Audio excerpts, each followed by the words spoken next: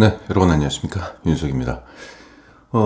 그동안 제가 추천했던 종목들 한번 주가 흐름을 한번 좀 볼까요? 일단 최근에 추천했던 종목이 이제 제이스 코퍼레이션이죠. 네, 한 2분에서 추천이 됐었고요. 코엘 패션은 한 3개월 전에 추천이 돼가지고 이 부분에 추천했다가 주가가 다시 올라갔다가 다시 제자리를 걷고 있죠. 정상 JLS 한 요 부분에서 아마 추천이 된 걸로 좀 기억하고 있습니다.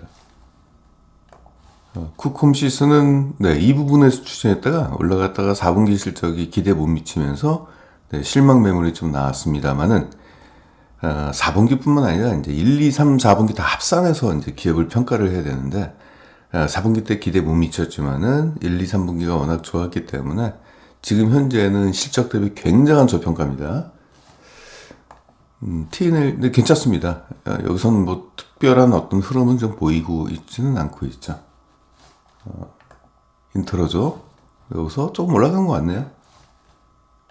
피임스는, 네, 피임스도 이 부분에서 이제 추천이 됐었어요. 그쵸? 오히려 떨어졌죠. 예. 근데 걱정하실 필요가 없습니다. 아스트도 이 부분에서 추천이 돼가지고 약간 좀 올랐던 것 같기도 하고 비슷비슷하네요. 자, 그럼 여러분들 이제 이쯤 되면은 이제 이런 생각을 하실 거예요. 뭐야, 주가 안 올랐네? 결론은. 그죠? 추천 제가 아마 이 작전주라는 이 프로그램을 진행하게 된 게 길게 한 3개월부터 이제 진행이 되는데, 뭐 안 올랐잖아. 뭔 소리야. 안 올랐네. 이렇게 생각하시는 분들이 있어요. 그게 왜 그러냐면은, 주식 투자를 하시는 분들은 이런 생각을 갖고 있어요. 내가 사면 그 다음부터 주가가 올라가야 돼요. 그 다음 날부터. 그렇죠? 항상 자기 중심적으로 생각을 해요. 이제 시장의 흐름이라든지 시장에서의 어떤 그 기업에 대한 평가라든지 어떤 그런 부분에 대한 생각은 안 하고 내가 샀으니까 그 다음 날부터 주가가 올라가야지 제대로 된 종목을 샀다라고 평가를 한 거예요. 조금 더 길게 보셔야 돼요. 왜냐면은, 그럼 제가 이 얘기를 할게요. 이 홈페이지입니다.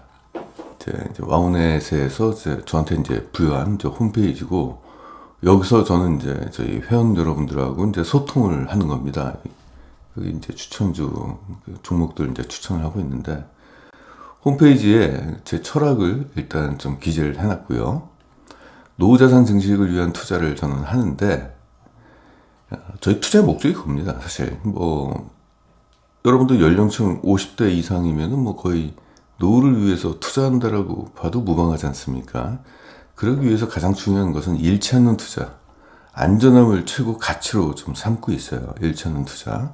그리고 목표는 매년 40% 이상의 수익률입니다. 자, 여기서 연평균 40% 이상의 수익률을 꾸준하게 달성하기 위해서는 안전한 종목을 사는데, 연평균 40%라는 얘기는 뭐냐면은, 일주일이면은, 한 달이면 3.3%의 주가의 흐름이 있다는 얘기예요. 일주일이면 0.8%에 불과합니다. 그러니까, 앞서 제가 여러분들한테 추천 종목들이 추천하자마자 곧바로 그 다음날부터 급등하는 종목들이 아니에요. 그런 종목은 없어요. 좀 존재하지도 않고 맞출 수도 없습니다. 일단, 그래서 지금 주가 흐름이 정상적인 주가 흐름이에요. 우리가 딱 봤을 때는, 아직 단기간이잖아요. 3개월, 길게는 3개월이고 짧게는 뭐 일주일밖에 안 됐잖아요. 그런 상황에서의 주가가 눈에 띄게 현격하게 올라가는 현상은 지금으로서는 조금 시기상조고, 더구나 지금은 이제 4분기 결산 실적에서 그 다음 2022년도 실적으로 넘어가는 그 변곡점에 있습니다. 그런 과정에서 이제 과도기적 성격이 있기 때문에 아직 그 기업에 대해서 평가를 확 하기가 어려워요. 왜냐하면 아직 4분기 확정 실적도 안 나온 기업들도 있기 때문에, 그리고 PR의 변화라든지 또 그런 부분이 아직 없어요. 그렇기 때문에 지난해 2021년도에 굉장히 장사를 잘했는지 못했는지, 또 비싼지 싼지 이런 것들이 시장에 확 드러나 있지는 않습니다. 허나 우리는 그걸 선제적으로 매수했을 뿐이고요. 나중에 좀 지나면 됩니다. 아무튼 이런 투자를 좀 하는데, 종목 수익률에 대해서 말씀드릴게요. 그러면은 제가 앞서 여러분들한테 말씀드렸던 종목들 과연 신뢰할 수 있느냐? 그러면 제가 그동안 다른 추천했던 종목들의 수익률을 보시면 여러분들이 좀 판단하시기가 좀 쉬우실 것이라고 좀 생각이 돼서 그 부분을 좀 볼게요. 예를 들어서 이런 말 있잖아요. 그래, 너 잘났어. 그래, 잘났다고 치고 그럼 계좌 한번 까봐. 이런, 이런 심리가 있잖아요. 계좌를 까보겠습니다. 매도했던 종목들 중심으로 일단 말씀 좀 드릴게요. 제가 이제 홈페이지에 기재를 제가 한 이유가 있어요. 기재한 이유는 뭐냐면은, 제가 지금 여러분들한테 말씀드린 종목들이 다 실적 대비 저평가된 종목, 그 투자법을 제가 실천을 하고 있는데, 그 실천하고 있는 투자법이 저는 현존하는 최고의 투자법이라고 생각을 하고 있어요. 지금까지 전 세계적인 투자자들이 거기서 나왔기 때문에. 그래서 제가 홈페이지에다가 이렇게 기재했던 이유는 제 정회원 분들한테 그걸 증명하기 위함입니다. 그리고 다른 분들한테도 봐라 이겁니다. 여기에는 정회원 분들한테 추천했던 종목 그리고 매도했던 종목을 나열하는 거기 때문에 한 채 거짓이 있을 수는 없잖아요. 제가 제 회원을 속일 수는 없잖아요. 왜냐면 증명이 다 되니까. 그리고 힌트 계좌라는 게 있어요. 이거는 이제 그 한국거래소에서 제공하는 그 모의 투자 프로그램입니다. 그래서 이걸 가지고 수익률을 투명하게 이제 관리를 해라 이제 이런 거고, 이거를 한국경제TV에서 제 계정을 하나 따준 거예요. 그래가지고 1억 원의 자금이 거기 들어가 있어요. 물론 모의 자금이죠. 그 자금을 가지고 매매를 하게 되면은 제 회원분들 문자 메시지로 나가요. 언제 매수를 했다, 어느 가격에 매수를 했고 어느 가격에 매도를 했다, 이런 것들이 이제 문자로 나가기 때문에 여기에 있는 것은 한 채 수치에 틀림이 없다는 걸 미리 말씀 좀 드릴게요. 올해 매도했던 종목은 총 5종목이에요. 올해는 뭐 다들 아시다시피 장이 안 좋았잖아요. 장이 안 좋으니까 목표가에 도달하는 종목들이 이렇게 많지는 않았습니다. 근데 총 그 안에서 5종목이 목표가에 도달을 했어요. 다들 이제 지난해에 샀던 종목들이죠. 작년에 사가지고 이제 올해 매도한 건데, 최근 루트로닉을 매도해서 59%의 수익을 얻었고요. SPC 삼립을 최근에 매도했습니다. 22% 나왔고, 모두 투어는 리스크 관리 차원에서 한번 매도한 뒤에 나중에 재매수할 생각입니다. 약간 좀 이슈가 좀 있어가지고 그랬습니다. CJ 프레시웨이는 네, 90%의 수익을 냈습니다. 매수가가 왜 뒤에 8원이냐? 예, 그거는 그 호가 두 개를 샀기 때문에 그렇죠. 예. 하나는 뭐 예를 들어서 30원에 샀는데 하나는 40원에 사고 뭐 이래가지고 이제 평균가입니다. 예, 이렇게 기재가 되더라고요. LIG X1은 네, 여기서 가지고 58% 정도 어떻습니까? 여기서 보면은 매도했던 종목들에서 손실난 게 아무것도 없죠. 저는 뭐 손절을 안 합니다. 지금까지 손절한 적이 없어요. 최근 그 2013년도 이후부터 손절이라고 하는 것은 주가가 떨어져가지고 겁이 나가지고 판 거, 이제 그걸 손절이라고 하는 의미고, 그냥 들고 있다가 실적이 마음에 안 들어가지고 이거 좀 아니겠다 싶어가지고 포트에서 이제 편출하는 거는 있는데, 그건 손절이라고 얘기하긴 뭐하죠. 아무튼 그래서 지금 현재 상승 적중률은 100%고 평균 수익률은 50%를 좀 마크하고 있습니다. 제가 목표가 40%예요. 그러면 1년 정도 지나면 여기서 이제 실패한 종목들도 나오고 그러면은 이제 평균 수익률이 좀 떨어질 수는 있겠죠. 자, 이건 어디까지나 2022년도고, 그러면 2021년도 보겠습니다. 매도한 종목이 아까는 5개밖에 안 되지만 작년에는 이제 39개 종목을 매도했기 때문에 여기에 있는 수익률이라든지 적중률에 대한 신뢰도는 조금 높아지겠죠. 아무래도 평균 수익률은 58%를 기록했고요. 상승 적중률은 92%입니다. 즉 마이너스가 나서 매도했던 종목이 몇 프로냐? 그러니까 8%라는 얘기죠. 상승했을 때는 한 92%는 얘기고, 보시면 이제 실패했던 종목들이 껴있죠. 악재가 발생해가지고 그 악재는 좀 실적에 영향을 주는 악재였습니다. 추징금 뭐 이런 것들이 나오는 거기 때문에 EPS가 제대로 안 나오겠죠. 그래서 또 이런 것들이 있고, 쭉 보시면 거의 다 플러스해서 매도했죠. 목표가에 대부분 목표가에 도달했습니다. 목표가에 도달할 때까지 기다렸기 때문에 가능한 거죠. D&T 한 21% 마이너스 났죠. 이것도 실적이 부진해가지고 중간에 매도했습니다. 쭉 보시면 이제 이런 종목들입니다. 그러니까 이게 뭐냐면은 실적 좋은 종목을 쌀 때 샀어요. 그리고 제가 원하는 가격이 올 때까지 기다리는 겁니다. 시간이 언제 걸릴지는 몰라요. 어떤 종목은 한 달 만에 올라가는 경우가 있어요. 한국항공우주 같은 경우는 거의 한 달 만에 올라갔고, 더구전자도 이건 뭐 한 달? 그리고 또 위에 PNT나 이런 것들은 좀 수익률이 높잖아요. 이런 거는 이제 2년 정도 걸렸어요. 2년. 한도크린텍과 석 달 걸리고, JW생명과학은 1년 걸렸는데 이게 결국 이렇게 되어버렸습니다. 이게 실패한 거죠, 사실. 1년이나 걸렸는데. 그리고 사조오양과 샘표식품 이 종목들도 1년이 걸렸습니다. 1년을 기다렸는데 수익률은 그렇게 그닥 좋지는 않습니다. 워낙 안정적인 기업이기 때문에 마음 편하게 투자를 했습니다. 클래시스 같은 게 한 6개월 걸렸던 것 같고, 후성은 보름 걸렸습니다. 갑자기 주가가 급등해가지고 급등한 거기 때문에 일단 뭐 단기간의 수익이기 때문에 감사합니다 하고 그냥 매도를 했죠. TNL 이거 한 3개월인가 4개월 걸렸어요. 최근에 추천 다시 했죠. 예, 다시 산 겁니다. TNL은 매도했다가 주가가 크게 조정을 받아가지고 다시 이제 매수를 한 거고, 여러분들한테도 추천을 했죠.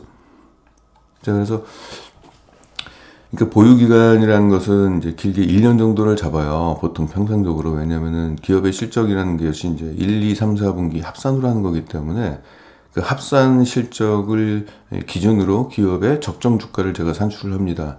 따라서 이론적으로 보유기간은 1년이고 보유기간의 목표가가 보통 한 40, 50% 정도 된다고 보시면 되겠습니다. 이것을 최근에 그냥 보유한 종목을 한번 보여드릴게요.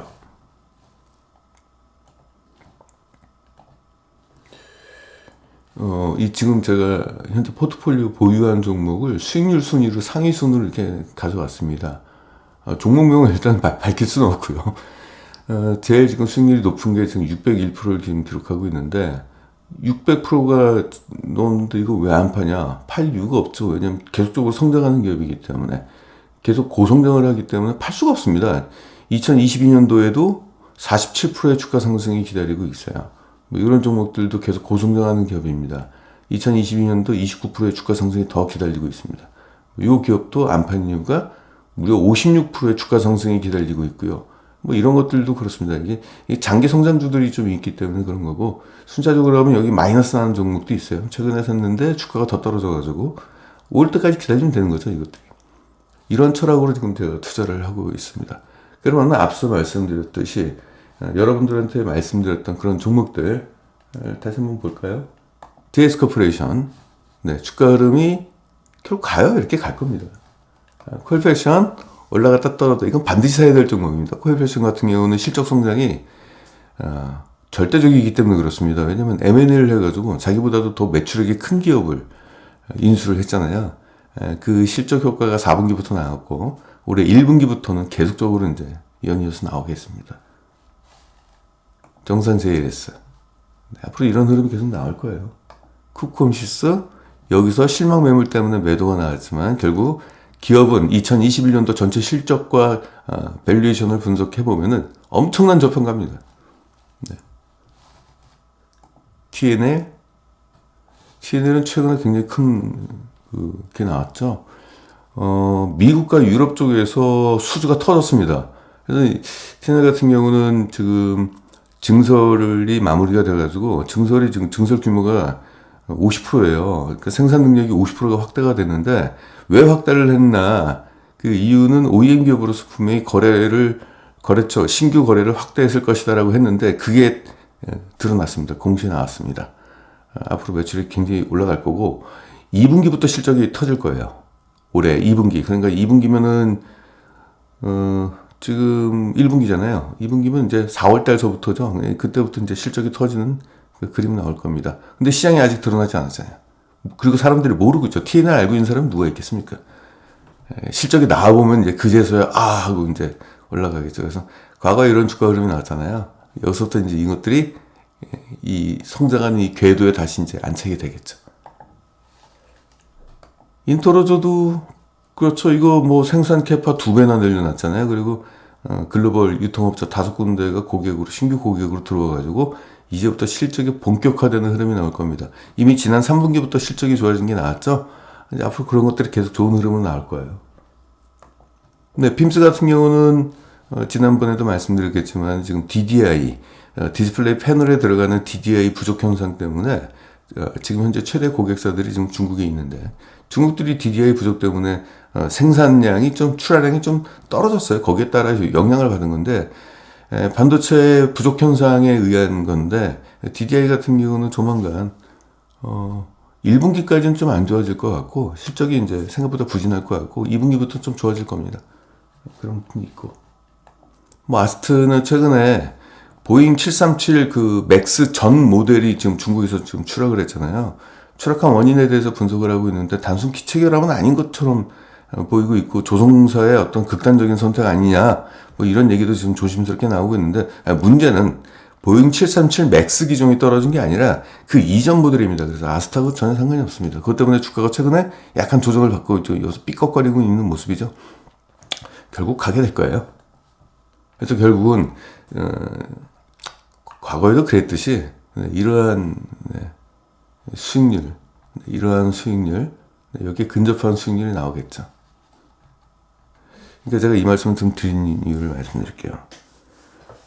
지금 사실 제가 작전주를 시작한 지 3개월밖에 안 됐어요. 3개월 안에 주가가 원하는 가격까지 올라간다는 걸 기다린다는 것은 굉장히 낙관적인 거. 그 운이에요. 1년 정도 보셔야 됩니다. 근데 개인들이 실패하는 이유가 있어요. 못 기다리죠. 지루하니까. 그 또 하나 있어요. 매수한 종목을 계속 쳐다보잖아요. 그럼 지겨워져요. 뭔가 신선한 종목을 막 자꾸 사고 싶은 거예요. 신선식품을 사고 싶은 거예요. 그래서 기업에는 문제가 없는데 개인 투자자들이 실패하는 이유는 잘못된 종목을 골랐다기보다는 투자의 태도가 잘못되어 있기 때문에 그럴 가능성이 높아요. 대단히. 결국. 그래서 이제 그거는 이제 뭘 보냐면은 저도 항상 과거에도 그랬지만은 기업 가치를 자꾸 까먹어요. 그때 처음에 먹었던 그 기업에 대한 어떤 그 가치는 다 까먹어 버리고 시간이 지나고 주가 흐름이 좀 지지부진하고 이래버리면은 자꾸 생각이 달라져요. 사람이. 다른 종목을 자꾸 쳐다보게 되고 이런 문제가 있습니다. 그게 결국 주식 투자는 돈으로 하는 게 아니라 시간으로 하는 것 같습니다. 시간 투자인 것 같아요. 시간을 내어줄 용의가 있으면 돈을 벌고요. 난 시간을 내어줄 용의가 없어. 난 급해. 이런 분들은 평생 돈을 모을 수가 없어요.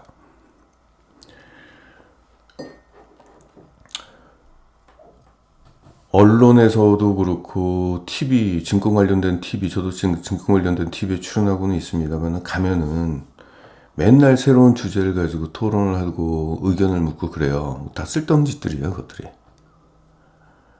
가장 중요한 포인트는요. 실적이 성장하는 기업을 싸게 산다. 이 절대 가치를 넘어설 수 있는 투자 이론은 없습니다. 근데 언론이 됐던 TV가 됐던 그날 컨텐츠를 팔아 먹어야 될 거 아니에요. 시청률을 올려야 될 거 아니에요. 그러니까 자꾸 지금 뭐 우크라이나 전쟁 얘기하고 있고 또 새로운 이슈, 새로운 악재를 찾아가지고 그 악재 쫓아가지고 사람들 겁나게 만든 뒤에 그쵸 채널을 고정시키는 그런 능력을 발휘하려고 하죠. 거기에 이제 시청자들이 넘어가는 겁니다. 그러니까 보통 일반 사람들은 자꾸 새로운 종목, 새로운 이슈, 새로운 테마 이런 걸 바라는 거죠. 그러다가 수수료만 날리고 결국 시간과 실천의 이슈입니다. 오늘 다른 종목을 하나 좀 말씀을 좀 드려볼게요. 드림텍이라는 종목입니다. 이 종목은 스마트폰 관련된 종목인데 제가 웬만해서는 스마트폰 부품들을 추천하지는 않아요. 스마트폰 같은 경우는 그 성장이 거의 다 이제 멈췄다라고 이제 봐도 무방할 정도인데 드림텍은 약간 좀 달라요. 그리고 거기에다가 드림텍은 스마트폰 부품뿐만 아니라 헬스케어 사업으로 지금 사업의 어떤 신규 사업을 그쪽으로 좀 틀었습니다. 그래서 이런 부분이 좀 있어가지고 2021년도 실적은 스마트폰 쪽의 실적이 아주 좋게 나왔고요. 그럼 왜 좋게 나왔는지 앞으로는 더 좋아질지 그것도 봐야 되겠고요. 헬스케어 쪽은 뭔지 한번 살펴보는 시간을 좀 갖겠습니다. 일단 이 기업은 스마트폰 부품 모듈, 모듈이라는 단어가 좀 이제 좀 거슬리는 단어인데 잘 이해가 안 되니까 이거 뭐냐면 이제 집합체라고 보시면 되겠습니다. 카메라 모듈 예를 들어볼까요? 카메라 모듈에는 뭐가 들어있냐면은 카메라 센서가 들어가 있고요. 그리고 렌즈가 들어가 있고 거기 반도체가 좀 들어가 있죠. 그리고 각종 필름, 그리고 뭐 손 떨림 방지라든지 뭐 이런 여러 가지가 지금 들어가 있어요. 그리고 뭐 그 피사체를 초점을 확 빠른 시간에 확 맞춰줄 수 있는 또 그런 거, 그 AF라고 그러죠. 또 이런 것들이 복합체가 여러 가지 하나로 합체가 된 거죠. 이걸 이제 모듈이라고 보시면 되겠습니다. 그래서 스마트폰에 각종 부품들이 있는데 그쪽에 각종 여러 부품 모듈을 지금 생산을 하고 있고, 이 카메라 모듈은 최근에 이 나무가를 인수를 했어요. 이게 지금 상장 기업인데 카메라 모듈 전문 기업입니다. 요걸 좀 인수하면서 이쪽 사업에도 진출했고요. 그리고 지문 인식 쪽 사업을 하고 있고, 매출처는 삼성전자입니다. 이제 갤럭시 폰에다가 부품을 공급한다 보시면 되겠고, 신규 사업으로는 무선 이제 심전도 이쪽 사업을 좀 진행을 하고 있습니다. 바이오 센서라고 그래가지고 이게 작년 7월 달에 FDA 승인이 났어요. 뭐 이런 사업을 하고 있다. 그리고 카메라 모듈 쪽, 이게 지금 나무가를 인수했는데 이게 나무가를 인수하자마자 카메라 모듈 사업이 전체 주력 사업이 되어버렸습니다. 여기 돼 있고, 휴대폰 각종 부품 모듈이 있고, 뭐 지문인식과 그리고 심전도 바이오 센서 사업, 뭐 이런 부분을 차지하고 있습니다. 전체 매출 80%가 삼성 스마트폰에서 지금 발생되고 있는데, 지금 그래서 이것들은 좋은 신호는 아니에요. 사실상 한쪽에 편중된 실적이라는 것은 좋지는 않습니다. 그래가지고 신규 사업으로 아마 무선 심전도 사업을 진출한 게 아니냐. 자산 분석 보시면 유형 자산이 갑자기 올라갔죠. 나무가 인수 효과 때문에 그런 것 같습니다. 전반적으로 자산 분석에서는 특별한 흐름을 좀 보이고 있지는 않고 있고요. 재무안정성을 보시게 되면은 나무가 인수 때문에 2020년도에 약간 돈 지출 때문에 재무안정성이 약간 낮아졌지만은 그 다음에 곧바로 회복이 됐어요. 돈을 많이 버니까 그 번 돈 가지고 재무안정성에 일단 기여했죠. 부채 비율이 낮아졌고요. 그리고 순채권 비율도 크게 낮아졌습니다. 전반적으로 양호한 흐름을 좀 보이고 있네요. 현금 흐름을 좀 보시게 된다면은 지금 투자 활동이 계속적으로 되고 있는데 유형자산 쪽에 계속 투자를 하고 있습니다. 증설이죠. 그러니까 나무가도 인수했고 또 신규 바이오 사업에도 진출하고, 그러니까 각종 설비나 이런 것들이 들어오고 있고, 전반적으로 볼 때는 지금 현재는 투자 사이클, 투자를 지금 하고 있는 지금 상황이라고 보시면 되겠죠. 그리고 투자를 하기 위해서는 외부에서도 자금을 이제 차입해 오는 건데, 이게 플러스가 나왔다는 것은 재무적으로 어디서 돈을 들여오고 있다는 얘기입니다. 근데 2021년도 들어가지고 그 외부 자금 조달이 뚝 떨어졌죠. 54억으로. 그전엔 258억이었는데, 이렇게 본다면 흐름상 505억을 빌렸고 258억을 빌렸고 그 다음에 2021년도 들어가지고 54억으로 뚝 떨어졌잖아요. 그러면은 뭔가 이제 투자가 이제 거의 일단락 되는 분위기다라는 것들 우리가 감지할 수 있겠습니다. 아마 나중에는 올해는 아마 재무활동 현금 흐름이 여기 마이너스로 바뀔 거예요. 그러면 이제 그 의미는 뭐냐면은 빌렸던 돈을 이제 갚는다라는 얘기고, 그렇게 된다면은 이제 그게 이제 재무제표상의 골든크로스라고 보시면 되겠습니다. 돈을 번다라는 의미죠. 이제는 빌린 돈을 갚는다라는 얘기는 벌기 때문에 갚는 거잖아요. 그리고 투자가 일단락 됐다는 것은 더 이상 비용을 안 쓰고 현금 회수 사이클이 본격화됐다라고 표현을 할 수 있기 때문에 주가 상승으로 이어지는 흐름이 나올 겁니다. 보십시오. 감가상각비, 투자를 많이 하니까 감가상각비가 점점 누적적으로 올라가고 있죠. 이게 바로 비용 부담이에요. 투자를 하게 된다면 그 투자 비용이 증가하는 거잖아요. 이게 영업이익 상승을 억제합니다. 근데 이제 투자가 종료가 되면은 감가상각비가 더 이상 늘어나진 않아요. 그리고 감가상각비는 나중에 되면 시간이 지나면 이게 떨어집니다. 계속 떨어지고, 비용은 낮아지고, 수익은 커지고, 그래서 이제 재무제표상의 이제 골든크로스라는 얘기가 바로 그건데, 그래서 이러한 좀 변곡점에 있다는, 이렇게 보시면 되겠습니다. 연간 실적 흐름을 좀 볼까요? 자, 나무가를 인수하는데, 나무가가 워낙 전체 매출이 지금 40%를 차지하고 있잖아요. 이것이 통째로 지금 실적이 연결이 됐어요. 2020년도에. 이게. 수익성은 좀 떨어진 것은 뭐냐면은, 일단은, 코로나 영향도 있겠지만은, 나무가라는 이 회사가, 카메라 모듈 사업을 하고 있는데, 카메라 모듈 뭐 다 잘 나가는 사업인 것처럼 보이지만, 그건 아니었어요. 나무가는 영업이익률이 1%밖에 안 되는 회사였어요. 왜냐면은, 카메라 렌즈가 후면이 있고 전면이 있잖아요. 후면 쪽에 부가가치가 높아요. 후면 쪽에.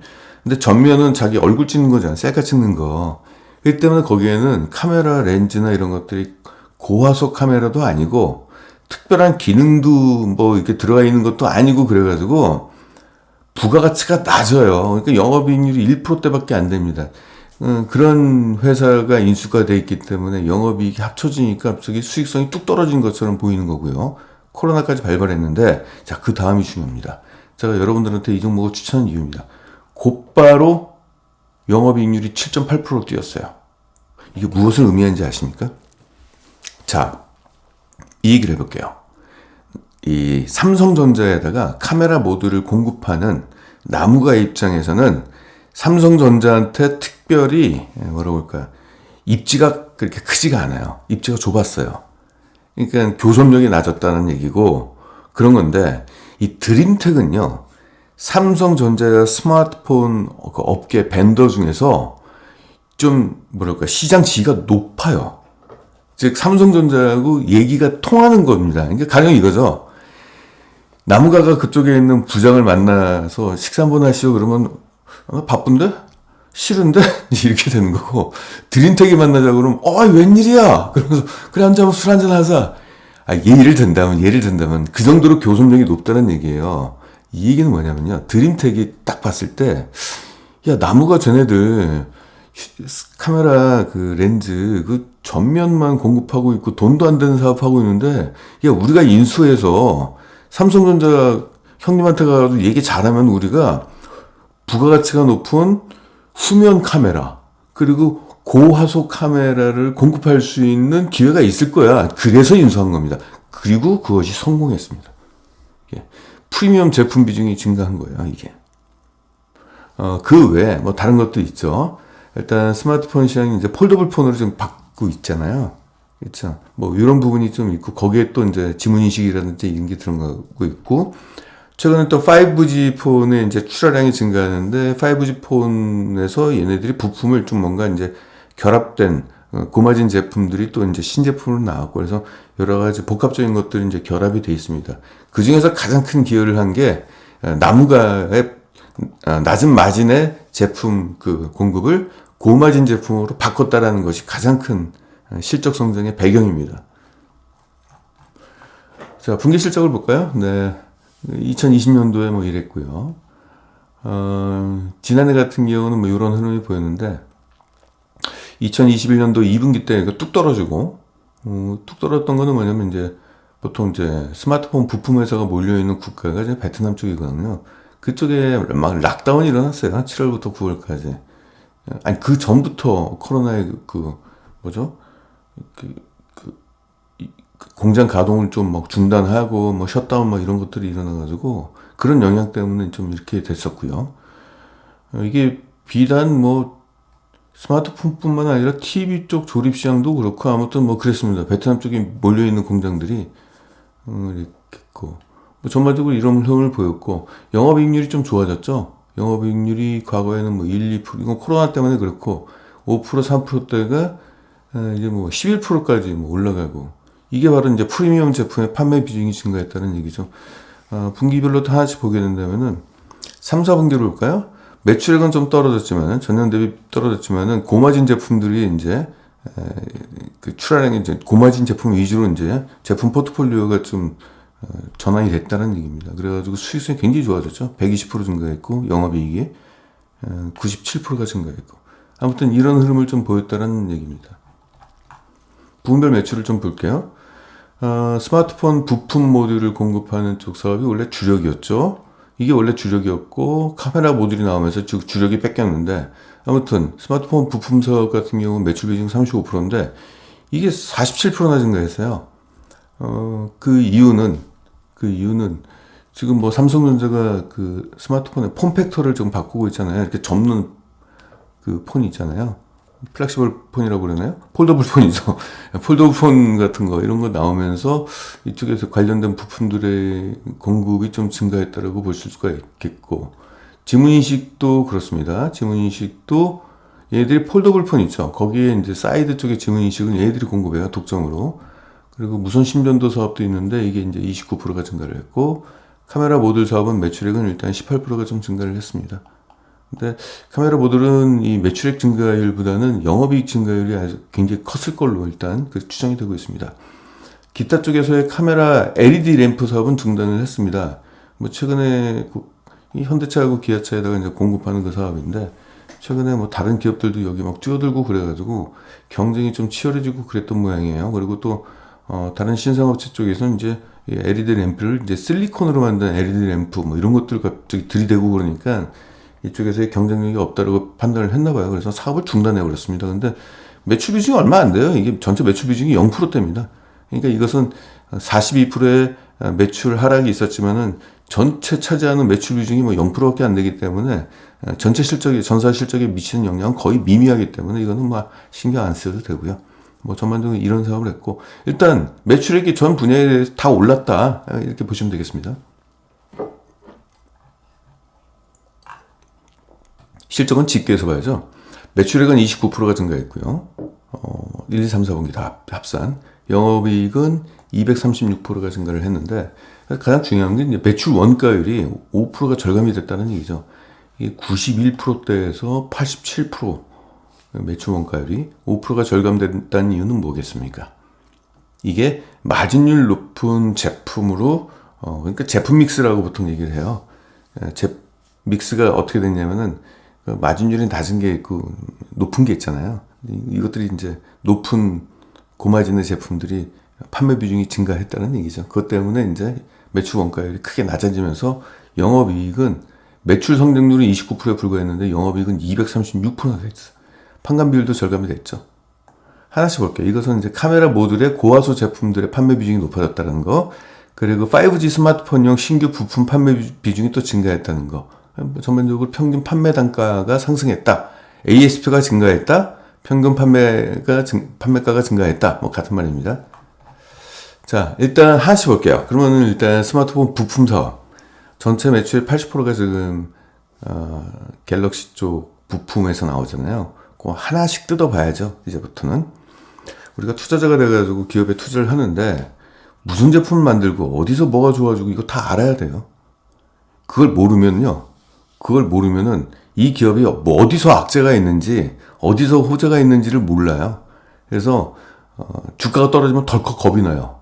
왜 겁이 난다? 모르니까. 가령 제가 이제 핌스를 추천하기도 했고 그렇잖아요.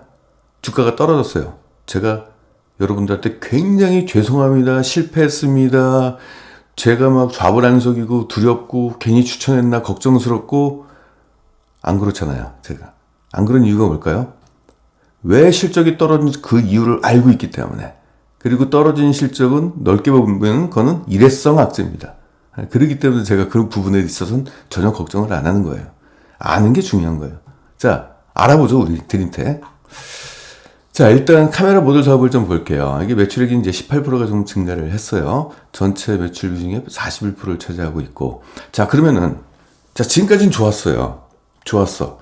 앞으로는 좋아질까요? 지금 저는 그렇게 생각해요. 지금 드림텍이 나무가를 인수하고 삼성전자와 그 어떤 고화소 제품을 좀 이렇게 들이대면서 이쪽 사업을 좀 강화하려고 하는 것이 지금 1년밖에 안 됐잖아요. 앞으로는 침투율이 좀 더 증가하지 않을까요? 1년 만에 모든 것이 다 끝난 건 아닐 거라고 좀 봐요. 앞으로 더 고화소 제품이라든지 신규 제품들이나 이런 것들이 삼성전자 내부에 여러 경쟁사가 있을 거 아닙니까? 침투율이 증가할 겁니다. 그러니까 즉 드림텍은 지금 카메라 모듈 사업을 지금 신규로 시작한 거예요. 앞으로 더 좋아질 걸로 저는 믿고 있고요. 여기서 그 전반적으로 삼성전자의 2022년도 스마트폰 출하량이 어느 정도 증가할 것인지를 아는 것이 중요한데, 제가 조사 결과 출하량이 약 12% 정도 증가할 것으로 전망이 되고 있습니다. 그럼 결국 카메라 모듈 사업의 매출도 이 12% 정도의 증가한 거에 비례해서 최소한 그 정도는 상승을 하겠죠. 자, 그 다음 페이지는 여기서 보는 건 뭐냐면 나무가 실적이에요. 나무가 연간 실적을 갖고 와봤습니다. 이래야지 여러분들이 이제 이해를 좀 돕게 될 것 같은데, 그동안 매출액도 뭐 그랬고, 영업이익률이 보니까 형편없어요. 이건 뭐 사업을 못해요, 이거 가지고는. 1%가 뭡니까, 이게 계속. 이 구조적인 문제가 있었던 거죠. 이게 전면 카메라 같은 경우는 삼성전자 같은 경우는 아니 그 뭐 이 가격에 니들이 납품하든지 말든지 너희들 없어도 납품할 때 많어. 이제 그런 거였나 봐요. 그러다가 그 드림텍에다가 피인수 당한 게 2022년도였고 그 뒤에 곧바로 영업이익률이 5배가 뛰었어요. 그 이유가 뭐겠습니까 이게? 고화소 제품, 프리미엄 제품의 판매 비중이 증가했다는 얘기죠. 그래서 이제 전면 카메라 위주로 공급을 했다가 후면 카메라도 공급이 되는 거예요. 그러니까 드림텍의 그 능력이었죠. 이게 지금 시작된 흐름이라는 얘기고, 지금 후면 카메라 쪽에 여러 업체들이 좀 있지 않습니까? 그쵸? 이제 그런 업체들의 점유율을 이제 잠식하는, 침투를 높이는 쪽으로 일단 전략이 좀 펴지겠죠? 지금 시작 단계이기 때문에 조금 더 그런 기회가 있다라고 저는 생각이 됩니다. 그리고 최근에는 후면 카메라 얘기를 좀 한번 해볼게요. 카메라 모듈 쪽에 그 수가 증가하고 있어요. 이게 탑재 카메라 수가. 여러분들 아시겠지만은 좀 중저가 폰 같은 경우는 뒤 후면에 카메라 2개 달려 있잖아요. 근데 플래그십 모델 같은 경우는 3개가 달려 있죠. 그래서 이제 입체 영상도 만들 수 있고, 그렇죠? 뭐 이런 것들이 지금 나오고 있는데 이게 지금 트렌드예요. 그러니까 쭉 보시면 제가 조사한 결과, 그러면 이제 전면 카메라 하나에다가 후면 카메라 3개 그러니까 전체 카메라가 4개가 되는 거잖아요. 자, 지금 드림텍은 나무가를 인수해가지고 지금 이쪽 사업에 지금 진출하고 있어요. 후면 카메라 쪽. 그러면 후면 카메라를 볼게요. 전반적으로 카메라가 4대가 있는 거, 전면까지 포함해서 4대가 있는 것들이 점점 증가하는 트렌드죠. 그쵸? 처음에는 이제 플래그십 모델만 이제 이렇게 한 4개 정도 달렸다가 최근에는 이제 중형, 그리고 뭐 중저가형, 뭐 이런 것들까지 이제 확대가 되는 흐름으로 나올 겁니다. 이게 전반적으로 가지고 점점 이 파란색의 4대짜리 이게 커지는 흐름이 나오기 때문에 결국 이런 것들은 이제 드림텍의 이제 수혜로 이어지겠죠. 이게 더구나 지금 최근에 전면에 이어서 후면에 이제 공급하기 때문에 이게 숫자가 늘어난다는 것은 그만큼 드림텍에도 그렇죠. 숫자가 늘어나고 내년도는 그러니까 올해는 카메라 출하량이 12%가 증가한다라고 하니까 이게 더블 수혜가 나오는 거죠, 이게. 그래서 구조적으로 성장하는 지금 흐름을 좀 타고 있다는 얘기입니다. 정리를 좀 한번 해볼게요. 그리고 2022년도를 한번 보겠습니다. 지금 고화소 카메라 모듈의 공급이 증가했기 때문에 지금 영업이익률이 좋아졌는데 이것이 2022년도 올해에도 이어질 전망입니다. 조사 결과 이미 주력 모델에 대한 수주가 완료된 상태래요. 이미 확정이 됐다는 얘기입니다. 그래서 올해 역시도 실적이 좀 좋아질 것 같고, 다른 쪽 같은 경우는 경쟁사 같은 경우는 지금 자동차용 쪽에 막 집중하는 흐름이 좀 나오고 있기 때문에 스마트폰 쪽의 시장에서는 좀 이제 드림텍에 좀 기회가 좀 있는 걸로 좀 보여주고 있어요. 그리고 지금까지 전면 카메라 위주로 이제 생산을 했던 것과는 달리 지금 생산 비중이 지금 이제 드림텍, 그러니까 나무가가 지금 생산하는 걸 쭉 보니까 전면 카메라가 아니라 후면 카메라의 지금 생산 비중이 높아지고 있어요. 그만큼 이제 삼성전자 쪽에서의 수주가 들어왔다는 얘기고 그 위주로 생산을 한다는 거기 때문에 결국은 뭐 2020년도 실적도 좋아질 것 같아요. 이 수익성이 좋은 건 이제 AF라는 게 뭐냐면 이제 초점을 빨리 맞춘다는 얘기죠. 이게 후면 카메라에 초점을 빨리 맞추죠. 전면 같은 경우는 초점을 맞출 이유가 없잖아요. 카메라 렌즈가 하나이기 때문에. 근데 후면은 2개, 3개 있기 때문에 초점을 맞춰야 되잖아요. 그러니까 이런 기능들이 들어가는 거죠. 그러니까 이게 바로 단가가 비싼 렌즈를 이제 공급한다는 얘기고, 그리고 또 하나 소식이 있는데 하반기에는 이게 이제 OIS라고 그래가지고 광학식으로 손떨림을 보정하는 거, 수전증이 있는 사람이 찍어도 제대로 좀 돼 있는 걸 이제 광학식으로 이제 보정하는 건데, 이거를 지금 양산을 좀 기대하고 있어요. 이게 중국 시장에다가 먼저 이제 팔려고 하나 봅니다. 그래서 이런 모멘텀이 있다. 지금까지 카메라 모듈을 설명했잖아요. 그러면 이제 스마트폰 전체 부품 모듈을 한번 보겠습니다. 자, 드림텍이 삼성전자 스마트폰계에서 시장 지배력이 좀 높다라는 것이 여기서 증명이 되는 게 별의 별걸 다 공급해요. 저 카메라 저 하단 부분에 뭐 있습니까? USB 이렇게 꽂는 거 있잖아요. 그 터치 센서도 있고, 이런 부분 쪽에 전체 통합 모듈을 좀 공급해요. 그리고 이제 상단에도 공급을 하는데, 상단에 뭐가 있냐면은 플래시 같은 거 터지잖아요, 이거. 그쵸? LED, 조명, 뭐 이런 것들 터지고, 소리 나오는 것도 있고, 음이랑 관련돼 가지고. 그래서 여러 집합체 이런 것들이 통합해 가지고 또 모듈을 또 공급해요. 그리고 측면 여기 파워 버튼이 있고 음향을 높이고 낮추고 이런 것들도 얘네들이 공급을 합니다. 그 내부 모듈도 공급. 그래서 스마트폰 쪽에 여러 다양한 그 부품의 모듈을 얘들이 담당을 하고 있어요. 그러니까 삼성전자고 교섭력이 높다는 얘기죠. 그러니까 여기서 이제 그동안 이제 드림텍은 아셨던 거예요. 야, 카메라 모듈만 공급하면 참 좋았을 텐데. 이러다가 나무가를 인수하게 된 거죠. 그래서 실적이 더 좋아지는 흐름이 나왔습니다. 매출액과 영업이익 모두 성장하는 흐름을 나왔어요. 자, 최근에는 스마트 부품 모듈이 이제 5G 폰으로 바뀌면서 좀 달라졌어요. 그러니까 이 5G 폰은 전력 소모량이 너무 커가지고 배터리 소모가 커요. 그래서 지금 저전력 설계를 좀 해야 되는데 이 안에서도 이제 신제품이 나왔습니다. 신규 아이템이 뭐냐면은 이제 이거 FPCB는 연성회로 기판을 뜻하는 거고 RF는 이제 무선 통신 관련돼 가지고 안테나죠. 그리고 케이블 그래가지고 안테나하고 메인보드가 연결된 통합 모듈을 얘들 또 신제품을 만들었습니다. 그러면 이제 이게 통합으로 움직이기 때문에 전력 소모량이라든지 이런 것들 작아지고 휴대폰도 조금 더 얇게 슬림하게 만들 수 있는 뭐 그런 사이즈적인 폼팩터의 변화를 줄 수 있는 뭔가가 있겠죠. 이것이 이제 신제품으로 출시가 돼가지고 본격적으로 나왔습니다. 그래서 지금 전반적인 매출액이 47%가 증가했어요. 예. 여기서도 신제품이기 때문에 수익성이 조금 더 개선되는 흐름이 나왔겠죠.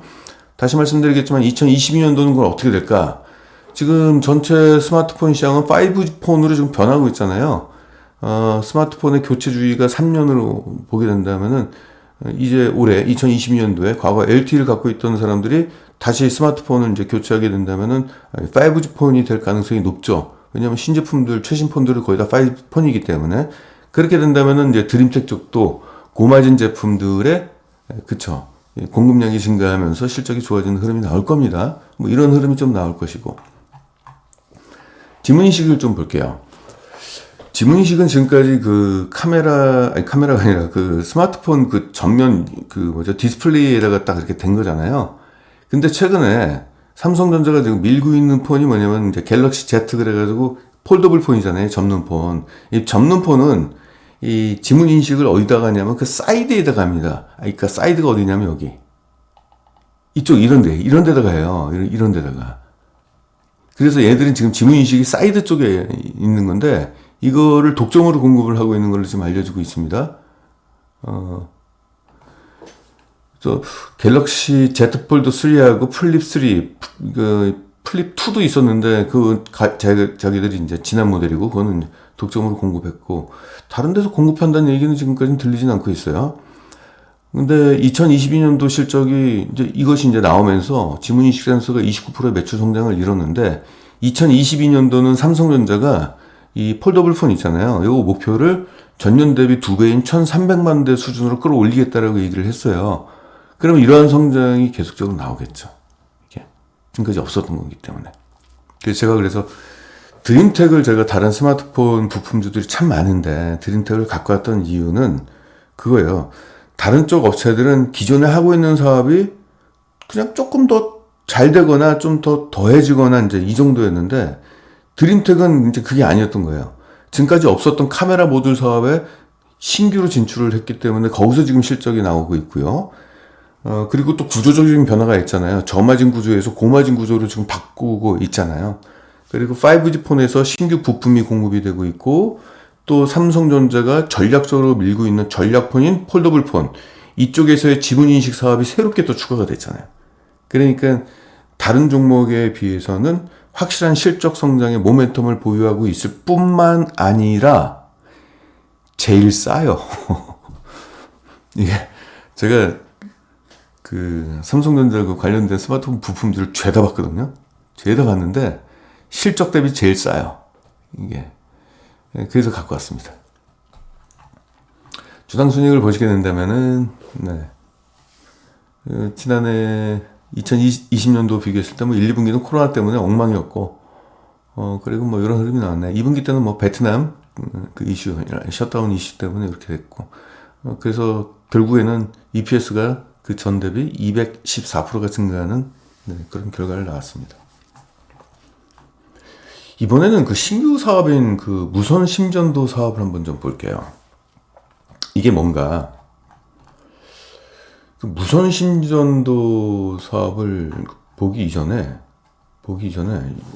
요 화면을 좀 볼까요? 아니 그냥 말로 설명하겠습니다.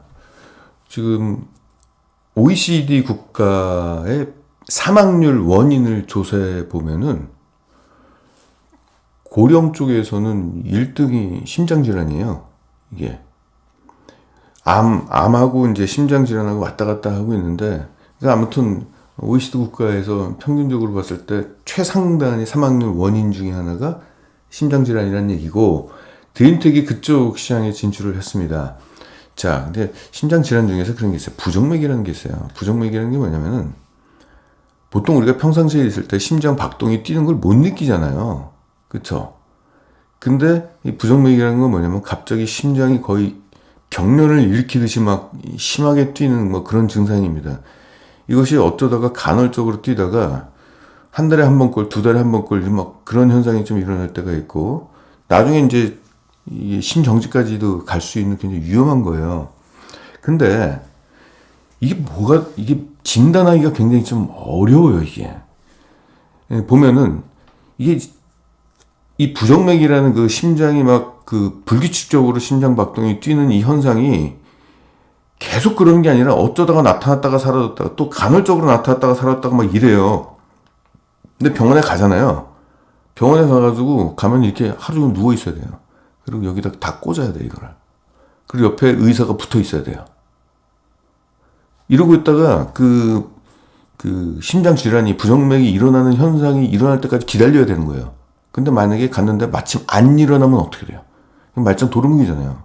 그리고 이 환자가 여기에 그 부정맥이 나타날 때까지 며칠이고 계속 있을 수는 없잖아요.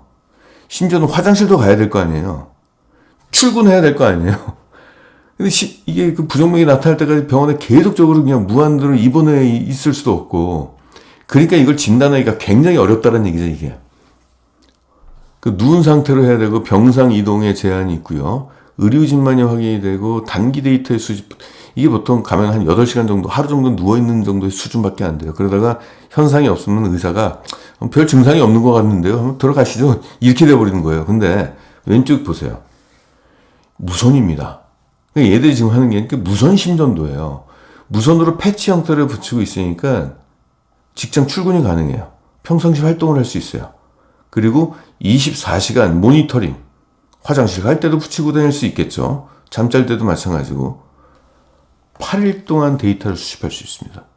그럼 8일 동안 붙이고 있으니까 그 안에 부정맥 질환이 다시 이제 재발하게 된다면 그 데이터를 이제 얻을 수 있다는 얘기죠. 이 차이가 굉장히 커요. 그래서 지금 진단율이 무려 97.6%가 된다는 얘기입니다, 이게. 그래서 지금까지 나와 있는 무선 심전도 이 시장이 이쪽 시장에서 이쪽 시장을 왼쪽 시장으로 크게 지금 바뀌고 있는데, 이쪽 시장으로 이제 기술력을 갖고 있다는 얘기입니다. 지금 얘네가 지금 하고 있는 게 이제 제품이 이제 카디아 솔로라는 얘기가 있는 이 제품이 있는데, 그동안에 좀 아쉬웠던 부분이 있어요. 이게 건강보험 적용이 제대로 안 됐어요. 근데 2022년도 2월 1일 날 이게 건강보험에 이제 개정안이 좀 발표가 됐는데, 그동안의 개정안에 따르면은 그 기간, 48시간 이내, 48시간 초과, 7일 이내, 7일 초과, 그래서 기간별로 보험 수가가 세분화된 겁니다. 근데 지금까지 카디아 솔로 이 제품은 얘네 제품은 이 효과가 되게 좋고, 환자도 좋고, 의사도 좋고, 다 좋았는데, 의료보험이 24시간 단일 기준 수가만 적용이 됐어요. 근데 8일 동안 차고 있어야 되는데, 하루치만 적용이 되는 거예요. 그러니까 환자의 비용 부담이 높아진 거죠. 근데 이번에 개정안에 의해서 7일 초과 14일 여기에 적용을 받게 됐습니다. 그럼 환자의 비용 부담이 확 낮아졌죠. 의료보험 쪽에서 이제 이쪽에서 지원하는 보험 수가가 커졌다는 얘기입니다. 그래서 가장 높은 보험 수가가 적용이 됐어요. 그래서 병원 내 채택률이 일단 좀 커질 걸로 좀 보여주고 있습니다. 보통 그렇잖아요, 의사가. 이건 좋은데 좀 비싸고, 요거는 좀 싼데 효과가 좀 떨어지고, 그래서 선택권을 좀 환자들한테 묻는 경우가 좀 있잖아요. 물론 의사가 이제 자체적으로 권하는 경우도 좀 있겠지만은, 아무튼 이런 쪽에서 그러면 뭐 의사 쪽에서도 편하거든요. 의사가 편해요, 일단 이것들이. 그러니까 이제 이쪽이 이제 선택될 가능성이 좀 높아졌겠죠. 미국 볼까요? 미국 같은 경우는 보험 수가가 110달러에서 220달러로 확대를 해주니까 글로벌 1위 무선 심전도 업체가 있습니다. 아이리듬이라는 회사가 있는데 뭐 주가가 2배가 올랐대요. 이게 최근 일입니다. 그리고 얘네가 만든 제품을 볼게요. 이 바이오 센서 이제 무선 심전도 이 제품이 1차, 2차, 3차로 구분이 돼요. 이미 1차 제품은 미국 FDA 승인을 얻었습니다. 이건 뭐냐면은 단순 기능, 바이오 센서, 심전도 측정만 하는 거. 요거는 통과가 됐고요. 2차 제품이 뭐냐면은 심전도 측정을 하는데 심전도뿐만 아니라 이게 이제 1A가 심전도입니다. 뿐만 아니라 체온과 호흡수 측정도 가능한 거. 이게 FDA 승인이 드디어 났습니다. 올려볼까요? 드림텍 보면 드림텍의 주가가 이때 올라갔던 이유가 그거였어요. 코로나가 막 발발하고 그랬을 때 애들이 FDA 승인이 된다. 심전도 된다. 근데 이것이 좀 지연됐어요. 그러니까 지연되니까 실망 매물로 여기까지 떨어졌던 겁니다. 근데 그게 이제 됐다는 얘기죠. 지난해 7월달. 뭐 이런 부분이 있고, 그리고 또 하나 3차 제품이 마지막에 이제 산소 포화도 검사. 요거까지 포함된 게 이제 완성인데, 그러니까 그런 거 있잖아요. 병원에 갔는데 심전도 검사를 하는데 심전도만 검사하는 게 아니라 환자들의 체온도 체크하고 호흡수도 측정하고 여러 가지를 하는 건데 한 방에 다 하는 거. 이게 부정맥 부정맥 조절하는 데 있어서 뭐 이런 것까지 다 해야 되는 거예요. 근데 이걸 한 번에 원샷 처리를 할 수 있는 이 제품을 지금 하고 있는데 마지막으로 FDA 승인 진행 중에 있는 게 3차 제품입니다. 그런 게 있고, 그리고 지금 이 제품 2차 제품은요 이미 2021년도 5월 달에 유럽 승인을 받았어요. 받아가지고 결국은 FDA 승인까지 받으면서 미국과 유럽에 진출할 수 있는 토대를 마련했죠.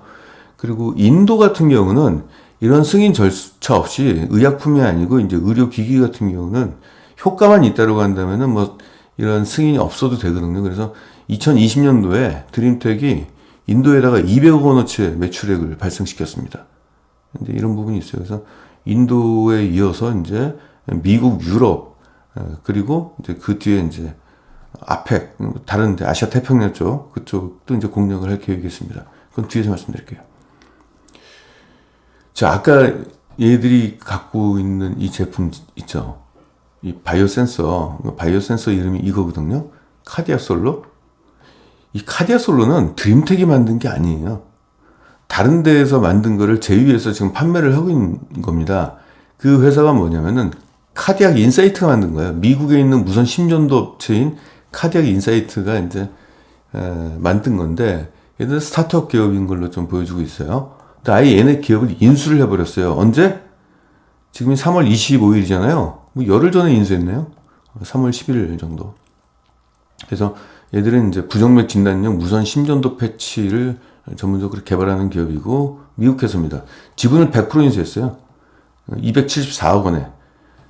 싸게 인수했던 이유는 뭐냐면 얘들이 지금 이 사업을 지금 시작하고 있기 때문에 그런 거죠. 취득 목적을 물어보니까 원천 기술 확보. 이쪽입니다. 그러니까 드림텍 같은 경우가 지금 2선만 하려고 하는 게 아니라 다른 이제 바이오 센서 사업하고 이거 엮어가지고 이제 사업을 좀 파일을 키우려고 지금 하는 거예요. 그래서 이쪽에 이제 원천 기술이 필요했고, 인수할 때는 제품뿐만 아니라 그 소프트웨어까지 이런 거 다 이제 인수를 한 겁니다. 아무튼 이걸 인수하면서 아까 얘기했지만 이제 인도에 이미 진출이 됐고요.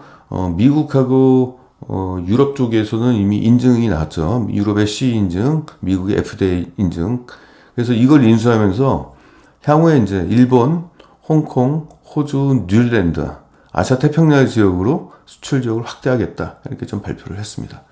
아무튼 이런 쪽의 신규 사업도 이제 있다라는 거고, 그래서 지금 이게 한 달도 아니죠. 지금 보름 전 이야기고, 이미 이거 승인됐고, 그리고 FDA 승인은 의약품과는 달리 이제 이 의료 장비라든지 이런 기기 같은 경우는 한 1년 6개월이면은 나와요. 왜냐면은 의약품 같은 건 먹으면은 사람한테 치명적인 영향을 줄 수 있는 거잖아요. 근데 의약품, 이거 기기는 갖다 붙이는 거잖아요. 그러니까 인체에 크게 영향을 안 주는 거잖아요, 이게. 그렇기 때문에 검사 결과가 빨리 나옵니다. 산소 포화도 같은 경우는 단순한 검사거든요. 이게 피부에다가 접촉해가지고 이렇게 산소 포화도를 그냥 피 흘리면서 하는 게 아니라 그냥 손만 갖다 대면 터치로 이제 그 조사를 할 수가 있어요. 그래서 특별한 기능은 아닌 것 같고, 그런 이제 그런 솔루션을 여기다 같이 더해주면 되니까 하여튼 금방 나올 걸로 좀 보여주십니다. 단순한 거기 때문에 이런 것들은. 그래서 무선 심전도 시장 규모를 보이게 된다면은 원래 글로벌 심전도 시장 규모는 연평균 5% 성장이에요. 근데 이 시장 규모도 크고요. 그거를 무선 심전도가 이제 거의 이제 대체를 해 나가는 그런 흐름이 됩니다. 그래서 심전도는 5% 성장률인데 얘들은 무려 13.7%죠. 누가 유선 심전도를 쓰겠습니까, 이게? 중증 환자가지고 하루 종일 누워있는 환자가 아니고서는 활동하는 보통 사람들 같은 경우는 무선을 쓰겠죠. 그래서 연평균 무려 13.7%씩 성장하는 산업이다. 이런 부분이 있고, 제가 볼 때는 이게 그 스마트폰 말고 그 웨어러블하고 연결돼가지고 요즘 시계 같은 거 사고 있잖아요. 그리고 스마트폰에서도 무선 심전도하고 연결해가지고 자가 진단을 할 수 있는 기능, 그런 거 있잖아요. 예를 들어서 내가 부정맥으로 심장 박동이 조금 정상스럽지 않다라고 한다면 뭐 스마트폰에 뜬다던가 뭐 이런 식으로 한다던가, 아무튼 뭐 그런 흐름이 되겠죠. 그리고 이게 또 의사 그 병원에 이제 곧바로 연결이 돼가지고 아무튼 뭐 그런 흐름이 나오지 않겠느냐. 그래가지고 이게 심장 출혈이 갑자기 쓰러지잖아요. 그 전에 이제 뭔가 신호가 나올 거란 말입니다. 그래서 이제 그런 것들이 이제 웨어러블하고 이제 무선으로 연결이 돼가지고 병원과 환자, 또 환자가 자기 본인 스스로가 이렇게 진단하면서 그런 사망률을 낮추는. 저희 할아버지도 그 심장마비로 돌아가셨거든요. 그러니까 저도 이제 이런 것들이 신경이 쓰이는 거예요. 이제 가족 내력이 있는 사람들이 좀 신경이 쓰이는 거죠, 이런 것들이. 그러니까 저도 이제 이런 쪽에 관심이 많다는 얘기죠, 이게. 이 가족 내력이 없으신 분들은 상관없는데, 있는 사람들 신경 굉장히 쓰여요. 이게. 아버지도 저만 보면, 야, 너 조심해라. 이제 술 같은 거 마시지 마라. 보통 이렇게 말씀하시는데, 이런 것들 때문에 그런 거죠. 드림텍 같은 경우는 지금 현재 무선 심전도를 포함한 헬스케어 매출액이 2020년도부터 나왔는데, 여기 220억 중에서 200억이 인도 쪽 매출이었습니다. 2021년도는 FDA 통과가 되면서 미국 쪽에서 한 요 정도 올라갔을 걸로 추정이 되고 있고, 앞으로는 올해 2022년도는 83% 증가한 770억 정도의 매출이 나오지 않겠느냐. 이게 고성장하는 산업이기 때문에 이렇게 될 것 같고, 드림텍 같은 경우는 분명히 그럴 거예요. 좀 드림텍이 삼성전자 부품을 공급하고 있잖아요. 그리고 삼성전자도 스마트폰이 이제 헬스케어하고 연결되는 거에 대한 관심이 대단히 높잖아요. 특히 손목에 사는 웨어러블이나 이런 것들. 아마도 그거 갖고 엮어가지고 뭔가 그림을 그릴 것 같아요. 시너지 효과를 그런 식으로 낼 걸로 보입니다. 아무 생각 없이 무선 심전도 사업을 진행하지는 않을 거예요. 더구나 이제 삼성전자 갤럭시 스마트폰은 전 세계 출하량이 가장 크잖아요. 그러니까 이제 그쪽과 연계해서 뭔가의 그림을 그릴 걸로 좀 기대가 됩니다. 자, 실적 전망을 보겠습니다. 매출액이 앞으로 9%씩 증가하고요. 영업이익은 12%씩 증가할 걸로 전망이 되고 있습니다. 이렇게 보이고 있고, 그건 아까도 얘기했지만 뭐 스마트폰 출하량이 증가하고 있고 5G 폰으로 바뀌면서 부가가치 높은 거, 그리고 카메라 모듈도 부가가치가 높은 쪽으로 전환되고 있기 때문에 이러한 안정적인 성장이 나올 걸로 일단 예상이 되고요. 무엇보다도 삼성전자가 출하량을 12%로 증가시키고 올해 폴더블 폰은 무려 2배가량 증가시킨다고 하니 드림텍의 수혜가 좀 있겠죠. EPS는 연평균 14%씩 증가할 걸로 전망이 되고 있습니다. 일단 2021년도에 엄청나게 뛰었죠. 그리고 앞으로 이제 14%씩 증가할 것이다. 자, 그러면은 드림텍의 최종적으로 PER은 2022년도 PER은 8.1로 떨어져요. 안 그래도 지금 저평가예요. 실적이 좋아졌는데 주가가 지금 꿈쩍도 안 하고 있잖아요. 그래서 실적 대비 저평가인 상황에서 실적이 더 좋아지니까 PER은 더 떨어지는 흐름을 좀 보이고 있는데, 지금 제가 그 스마트폰 부품 업체들 종목을 모두 갖고 와가지고 이제 평균 PER을 이제 조사를 해봤어요. 평균 PER을 조사해보니까 16이 나오더라고요. 16. 근데 저는 드림텍의 PER은 13으로 줬습니다. 16까지 주시는 것은 약간 예외적으로 고평가된 종목까지 포함이 돼 있는 PR이거든요. 그래서 고평가된 거품 제거를 해야 되잖아요. 그랬을 때 그 거품을 제거하고 대략적으로 봤을 때 평균 PR 13 정도 주면은 적정 PR로서는 뭐 적당하다 이렇게 볼 수가 있겠고요. 그렇게 된다면은 지금 이 종목을 사게 된다면은 2021년도 실적에 따른 주가 상승이 아직 안 일어났어요. 덜 올라갔어요, 덜. 그래서 이게 이제 37%의 주가 상승이 현재로서는 일어나야 되는 상황이고 아직 안 일어났죠. 예. 그리고 이제 여기에다가 2022년도 실적 성장에 따른 이제 적정 주가는 16,000원 정도, 16,000원 보시면 되겠습니다. 그러면 지금 사게 된다면 58%의 주가 상승 여력이 존재합니다. 네. 오늘 이상 여기서 마치도록 하겠습니다. 감사합니다.